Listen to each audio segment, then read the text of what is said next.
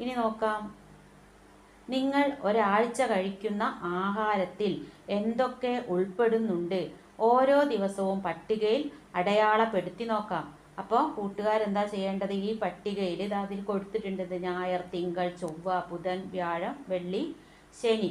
അത്രയും ദിവസങ്ങൾ നിങ്ങൾ കഴിച്ച ആഹാരത്തിൻ്റെ ചാർട്ടാണ് ഇവിടെ ഉണ്ടാക്കേണ്ടത്. അപ്പോൾ ഞായറാഴ്ച എന്താ ധാന്യങ്ങളായിട്ട് എന്താണ് കഴിച്ചത് എന്നുള്ളത് ആ ധാന്യങ്ങൾ എന്നുള്ളതിൻ്റെ ചുവട്ടിൽ എഴുതണം. പിന്നെ പഴങ്ങൾ കഴിച്ചിട്ടുണ്ടെങ്കിൽ ആ കള്ളിയിൽ എഴുതുക, കഴിച്ചിട്ടില്ലെങ്കിൽ അവിടെ എഴുതണ്ട. പിന്നെയോ പച്ചക്കറികൾ ഏതൊക്കെയാണ് കഴിച്ചത്, ഇലക്കറികൾ ഏതൊക്കെയാണ്, അങ്ങനെ കള്ളികളിൽ പൂർത്തിയാക്കണം. അപ്പോൾ ഓരോ കൂട്ടുകാരും പിന്നെ ഓരോ ദിവസവും കഴിക്കുന്ന ഭക്ഷണങ്ങൾ വ്യത്യസ്തമായിരിക്കും അല്ലേ. നിങ്ങൾ സ്കൂളിൽ നിന്ന് കഴിക്കുന്ന ഭക്ഷണം എല്ലാവരും ഒന്ന് തന്നെ ആയിരിക്കൂലേ ഉച്ചത്തെ ഭക്ഷണം. പക്ഷെ വീട്ടിൽ നിന്ന് രാവിലെ പ്രഭാത ഭക്ഷണം എല്ലാവരും കഴിക്കാറില്ലേ, അത് വ്യത്യസ്തങ്ങളായിരിക്കും അല്ലേ. അതുപോലെ വീട്ടിൽ പോയി രാത്രിയിൽ ഭക്ഷണം, വൈകുന്നേരത്തെ ഭക്ഷണം, അതൊക്കെ വ്യത്യസ്തങ്ങളായിരിക്കും. നിങ്ങൾ മത്സ്യം കഴിക്കുന്നുണ്ടോ, പാല് കഴിക്കുന്നുണ്ടോ, അതൊക്കെ എഴുതാൻ വേണ്ടി ഓരോ കള്ളികൾ കൊടുത്തിട്ടുണ്ട്. അതിൽ കൃത്യമായിട്ട് പൂരിപ്പിക്കണം. ഇനി അടുത്ത ചോദ്യം നോക്കാം. നിങ്ങൾ കഴിച്ചതിൽ ഏത് വിഭാഗത്തിൽപ്പെട്ട ആഹാരമാണ് കൂടുതൽ വന്നത്?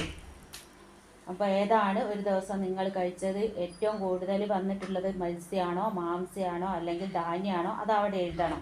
പിന്നെ ഏറ്റവും കുറച്ച് കഴിച്ചത് ഏതാന്നുള്ളത് ഈ കള്ളിയിലും എഴുതണം.